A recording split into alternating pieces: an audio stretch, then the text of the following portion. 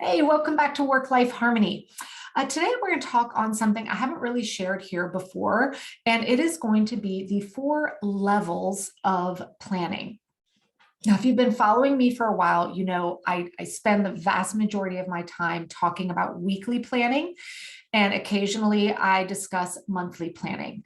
My entire top program lives in that space of weekly and monthly planning. But there are 2 other levels of planning as well. So I thought it'd be a great opportunity, particularly as we're wrapping up this year, setting foot into next year, to talk through what are those 4 levels, what makes them each different, why are they all important, and then when should you actually be doing them.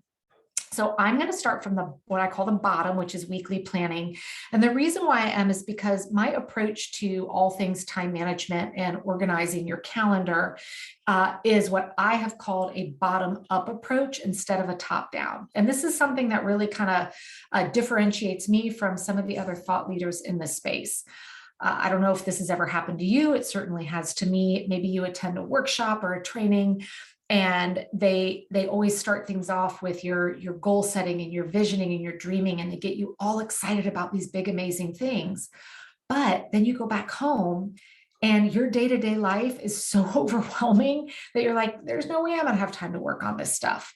This is why I work from the bottom up, because I fundamentally believe that we are never going to make progress on those big goals, dreams, and desires if we haven't found a way to clean up our day-to-day, weekly living so that we have the space to do that. So this is why the weekly planning is kind of the bottom level of planning. Notice I didn't say daily planning. I've got entire other podcast episodes on why I do not believe in daily planning, and instead I firmly believe in weekly planning. And the real intent behind weekly planning is to make sure that you are spending your time on the things that are most important to you. You're not overcommitting yourself, and you're not getting overscheduled. Now, weekly planning obviously should be done every week.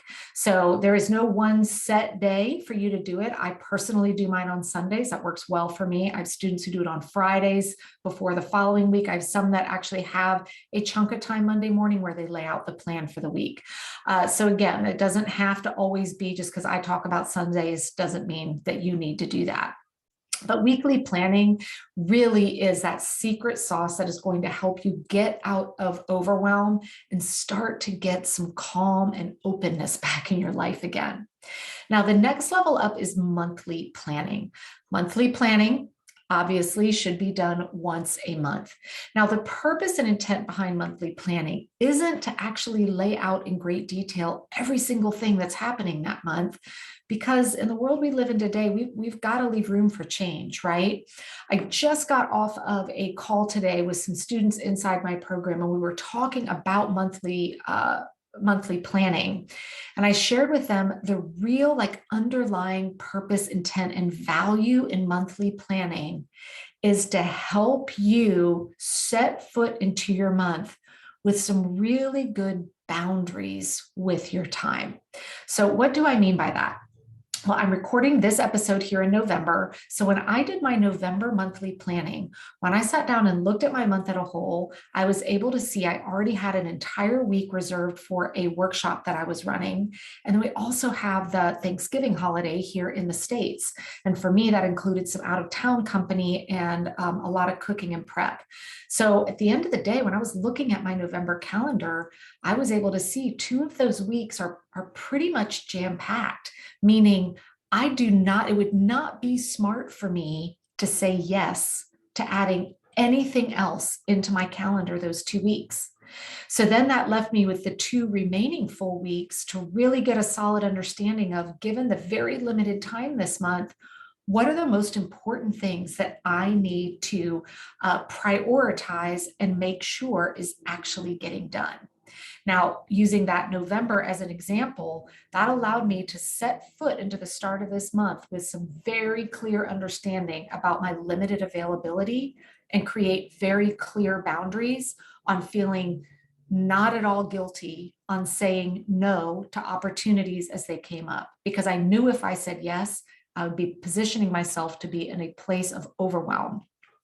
It also allowed me to recognize this is not a good month to start in on any new big projects, because when I did my monthly planning, I was very clearly able to see kind of the constraints that I was working with.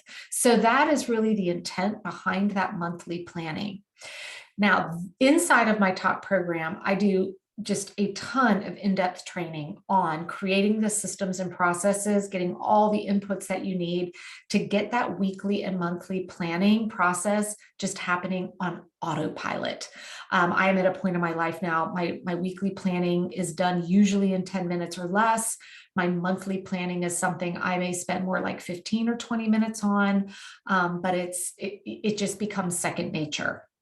Now, the next two levels of planning are not something I talk about all that often, especially here on the podcast, but it is something that is as equally as important. And I'm really excited because next year, inside all of my Planapalooza community, we're going to be spending quite a bit of time in these next two levels of planning. Because again, once you get really good at that weekly and monthly planning, now we're ready to keep moving up that planning ladder. So the third level is quarterly planning. Now, yes, obviously, the names of these make it pretty obvious how often we do it, right? Quarterly planning is something that I do right at the beginning of a new quarter or at the end of the previous one. Now, there are some similarities between the quarterly and the monthly planning, but when it comes to the quarterly planning, we're really, think about an airplane just kind of getting higher and higher in the air. So that weekly planning, we're on the runway. That monthly planning, we just gotten up into the airspace. When we're up here at the quarterly planning, this might be at a time when maybe the captain almost tells us it's time that we could take our seatbelts off. So now we're getting up to a much bigger view. Quarterly planning is where I spend the vast majority of my energies really at that goal setting, intention setting, visioning. Because when I'm looking at the quarter, I'm looking way ahead and saying, okay, let's look at these next 90 days.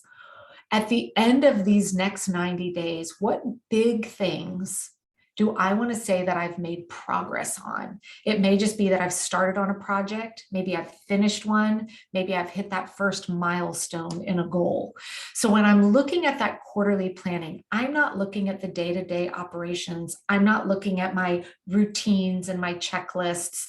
I'm not protecting boundaries for myself within the month like I do at the monthly planning. Quarterly is when I like to think of it as shifting out of the more tactical, hands-on kind of planning. And now we're moving up more into that strategic, longer term planning. Now, again, if you don't have your weekly and monthly lives feeling like you have space to breathe, quarterly planning is likely not going to add a whole lot of value, and oftentimes makes people leaving really stressed out, because now they start thinking, oh my gosh, I've got to set these big goals for the next 90 days. When the heck am I going to have time to do it? If that's how you're feeling, that's probably a sign that you haven't really mastered the weekly and monthly planning.